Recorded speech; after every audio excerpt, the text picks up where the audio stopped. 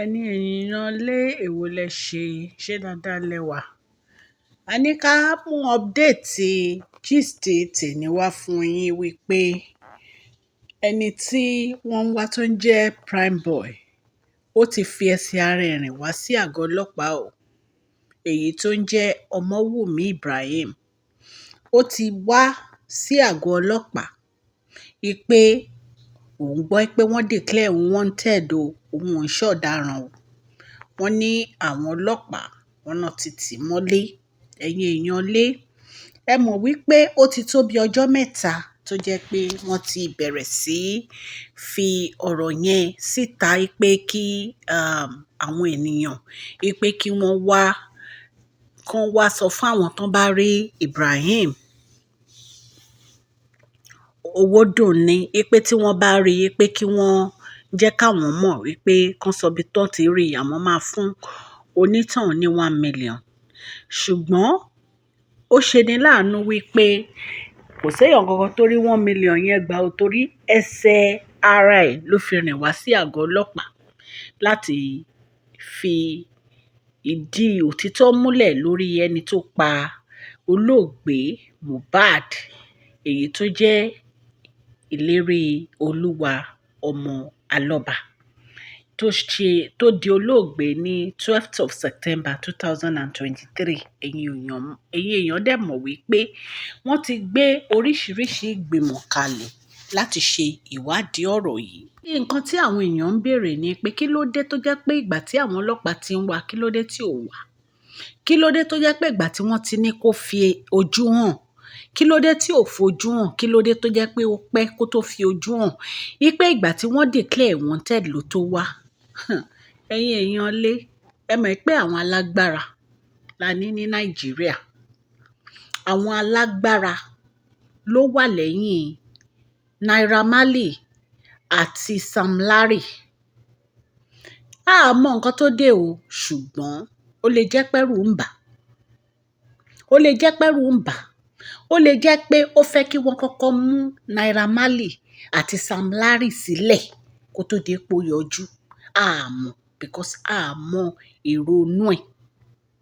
Ṣùgbọ́n àwa ń fi dá yín lójú wípé ní agbára Ọlọ́run, òtítọ́ ó máa fojú hàn.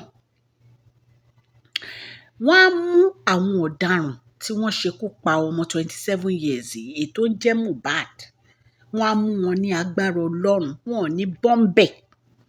Wọ́n á fi imú wọn, wọ́n á fi jófin. Nítorí pé ẹni tó bá ṣe ẹni tẹ́nìkan ò ṣe rí, dandan ni kó rí nǹkan tẹ́nìkan ò rí rí. Ẹ̀yin náà mọ̀ wípé Glory of Nigeria òun ni arákùnrin yìí jẹ́. Ọ̀pọ̀lọpọ̀ ni wọn ò gbọ́ orin arákùnrin rí tó yẹ pé wọ́n fi ọwọ́ bo ìràwọ̀ ẹ̀ mọ́lẹ̀. Ìgbà tó kú tán ni gbogbo wa tó máa gbọ́ wípé ta ló ń jẹ́, so òun ló kọrin, so Mohbad ló kọrin, àmọ́ ipò òun ló kọ ọ́. A dúpẹ́ lọ́dọ̀ Ọlọ́run. Nítorí pé ìgbà tí wọ́n wo list music tó kọ, wọ́n ló ti wà ní top high. Wọ́n ní orin ẹ̀ ti bọ́ sí top high gan. Ìgbà tó wà láàyè kò bọ́ sí top high o, ìgbà tó kú ló ń bọ́ sí top high. Ọlọ́run ju ẹ̀dá lọ. A ní ká mú update yẹn wá fún yín ni pé wọ́n ti mú Owodunni Ibrahim sí àgọ́ ọlọ́pàá o. Wọ́n dẹ̀ ti bẹ̀rẹ̀ sí fi ọ̀rọ̀ wá ní ẹnu wò nípa ọ̀rọ̀ tó mọ̀. Láti mọ̀ nípa update àti láti fi ọ̀rọ̀ wá àwọn ẹlẹ́rìí. Láti fi ọ̀rọ̀ wá àwọn ẹlẹ́rìí nípa gbogbo nǹkan ẹ̀sùn tí wọ́n fi kàn wọ́n. So bá a ṣe ń sọ, primeboy ó ti wá sí custody àwọn ọlọ́pàá fúnra rẹ̀ o. So bí update yẹn bá ṣe ń lọ, a máa fi tó yín létí. Ọlọ́run Elédùmarè á jẹ́ kí á fi ojú aṣebi hàn ní agbára Ọlọ́run. Kò ní sí wàhálà, kò ní sí ìdààmú ní àṣẹ Ọlọ́run.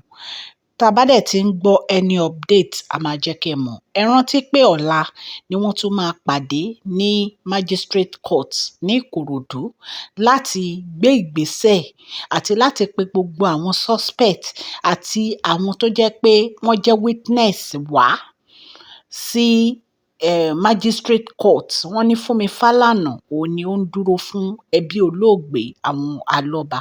Ẹ̀yin èèyàn lé ní agbára Ọlọ́run a tún máa mú another update wá fún yín ní ọ̀la o. Etí tẹ́ fi ń gbọ́ wa kò ní di o. Ọwọ́ tẹ́ fi ń tẹ subscribe, like, ọwọ́ yẹn ò ní kan ìsàlẹ̀ àpò. Ní àṣẹ Ọlọ́run, òkè òkè ló máa lọ. Justice for Mohbad, justice for Mohbad, justice for Mohbad.